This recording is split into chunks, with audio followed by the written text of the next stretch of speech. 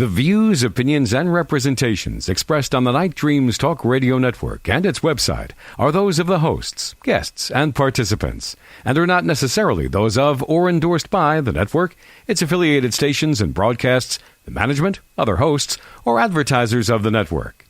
The shows found on the Night Dreams Talk Radio Network can, but do not necessarily, promote any particular lifestyle, belief, religion, political affiliation, or other personal practice. These shows are for entertainment purposes only, and are not intended to treat, diagnose, and or claim any cure of disease or condition, or give any medical or legal advice.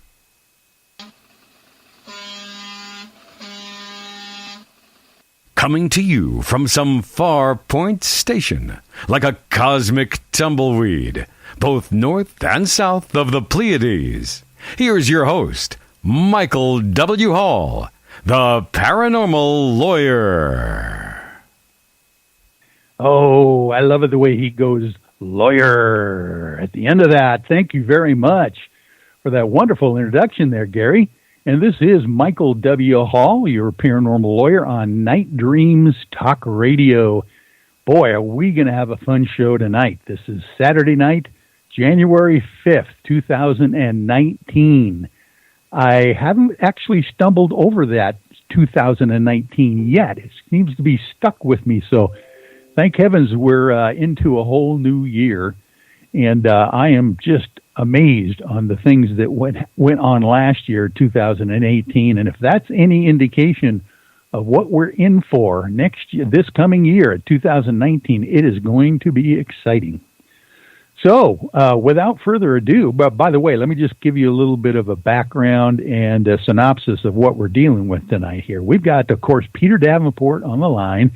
We are going to hear about the brand new sighting reports for 2019 from the National UFO Reporting Center, and all of the incredible things that have been going on just in the last week or so since we reported last time, or Peter did, on the strange anomalies that happened last year over the entire year. Then we've got Vince Inzunza from Pacific North Weird coming back on, and he's going to give us a kickoff for the new year on all the weird and wonderful news items that are out there that we need to know about in the upcoming year.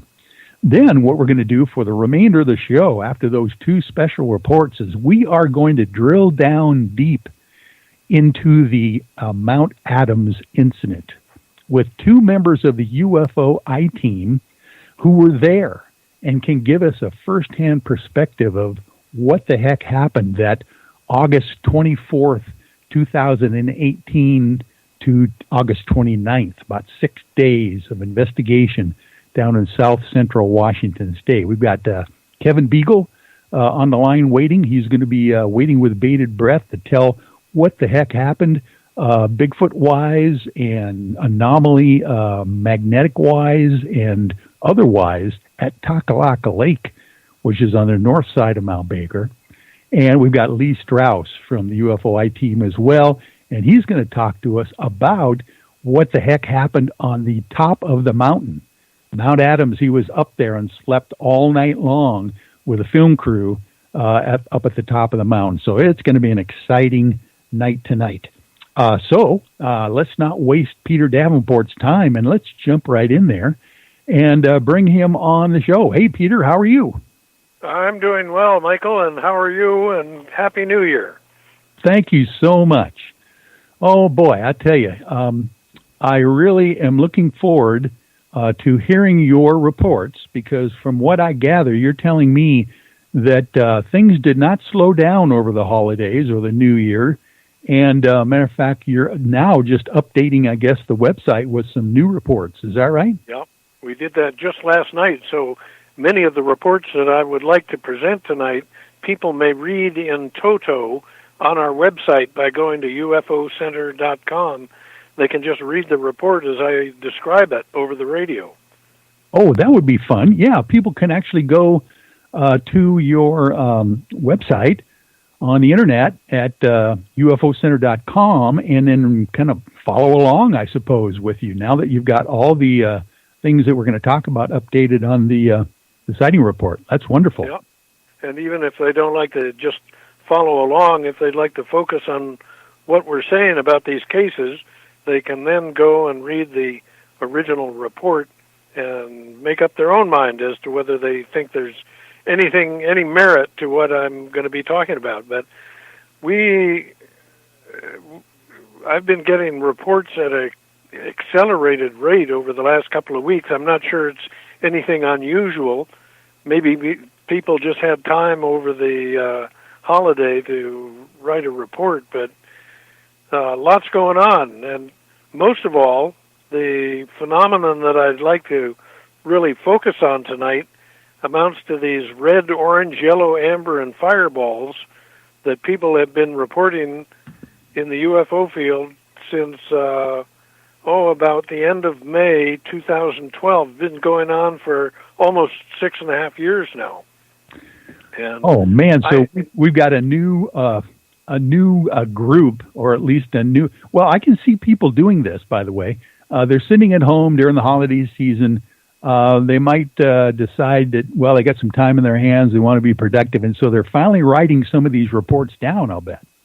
Yeah, that may be the case, but a lot's going on, and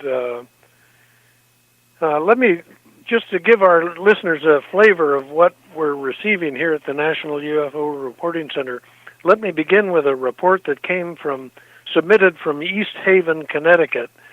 This is the 31st of December, New Year's Eve. Two observers, a woman writes on behalf of two observers. She says, while walking my dog in a dark area, I was gazing up at the sky while my dog did his business, when I saw a large, round, glowing object lower straight down from the sky and hover still for approximately 10 seconds. Hovered there for a few seconds, she says about 10, and then suddenly it accelerated to the east in a climbing flight path across the night sky and disappeared from her sight in a matter of just a few seconds. Now, many people would argue that this is nothing but a sky lantern or a so-called Chinese lantern, but they don't accelerate, they don't drop down straight down the way she describes, and they don't usually accelerate at a blistering pace and disappear across the horizon. And this type of report has been reported to us, as I mentioned earlier, for about 6.5 years. We still do not know what these objects are, but they are very bizarre. Second report I'd like to touch on, it's very similar to the first one. This one comes from Ormond Beach, Florida. Again, for New Year's Eve, this one at 9:41 p.m. East Coast time. A couple was leaving a restaurant, and they saw an orange glowing object that sped across the sky. They estimated that it was probably not more than 1,000 feet or so in the air, although that's only an estimate, of course. Very difficult to look at a light and determine its distance from you. So it's hard to know what the altitude was. But these are two examples of the types of reports that we're receiving on a regular basis. And if anything, they're accelerating. Yeah. Now, Peter, this Ormond Beach sighting in Florida, do you suppose it was out over the water when she saw this, or was this inland when she was seeing this orange streak? The source of the report comments that he flies model drones, and he's accustomed to looking at things in the night sky. And he emphasizes that this was not any kind of Chinese lantern that he's ever seen. So, yeah, okay. I'm mystified by these things. I'm a little bit concerned about them, Michael, because we have no adequate explanation for what is going on vis-a-vis orange fireballs, and they're appearing everywhere. In fact, we took, I think it was 19 reports for New Year's Eve, the 31st of December, and I would say, I'm guessing now, 2/3 of them are reports similar to the two I've just read. So, boy, and you've got to think that the folks and NORAD are seeing these things, or at least having some kind of indication on their radars, their giant Skynets that cover the entire country. They see these things coming in, and it's interesting that either they can't do anything about them or they don't want to do anything about them. Yeah. There are a few reports that have come in over the last 3 weeks, over the Christmas holiday, of objects seen and seen being pursued by jet fighters. So apparently the military is seeing these objects, and they're concerned enough about them to launch jet fighters, scrambled jet fighters to pursue them, if these reports are accurate. Yes, and how many times have we seen or heard these reports where the jet fighters are trying to scramble to find these things, and they just are outmaneuvered every time? It's almost like I don't know, it's kind of interesting. Maybe sometimes they know that they can't do anything about it, so they don't scramble. Sometimes they scramble maybe because they're in more sensitive areas or not. I don't know. That's very fascinating stuff. Yep. So there's a great deal going on, and I wish I could tell our listeners that I know what these things are. All I can say is they're unidentified objects that appear to fly with characteristics that are altogether incompatible with any kind of terrestrial aircraft. Aircraft don't descend vertically, hover for 10 seconds, and then go shooting off into the night sky. So, oh, man, yes. And, of course, obviously I don't know, if more people are out on the holiday nights during New Year's, it sure seems like if you've got 19 reports on just New Year's Eve alone, that's probably what's going on sometimes. They're out there watching fireworks or doing whatever they do, waiting for the fireworks to start on TV, and they're seeing things. Yeah, that's been going on for quite a number of years now. In fact, you make a good point, Michael. A lot of sightings occur during fireworks displays, and the skeptics among our audience will say, well, no surprise there, except these objects are not fireworks, and it raises the specter of possibility that these objects understand our culture at least as well as we do, and maybe even better. And they understand that they can make an appearance and get away with it without being reported in the press or somewhere else. That's what it sounds like to me. I mean, they realize that people are always going to be given a hard time about sighting reports during firework displays. So very interesting. Yeah. Okay. Well, what else you got there? It sounds like exciting stuff. Another report. This one comes from just 2 days ago, Michael. This is from the 3rd of January, 2019, 5:20 p.m., East Hampton, Massachusetts. A woman writes that she was driving home from her work in Northampton and East Hampton.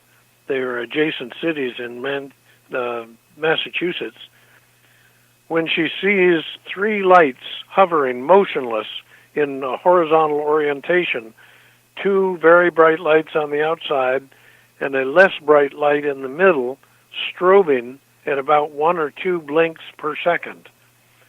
And she stopped her car. She was so taken by this, she stopped her car and got out of her car to look at this, and it was then that the object began to turn and maneuver, and she could see that it was actually a craft, that the 3 lights were attached to, I presume, the nose of the craft, although I'm not sure which end is which in this case.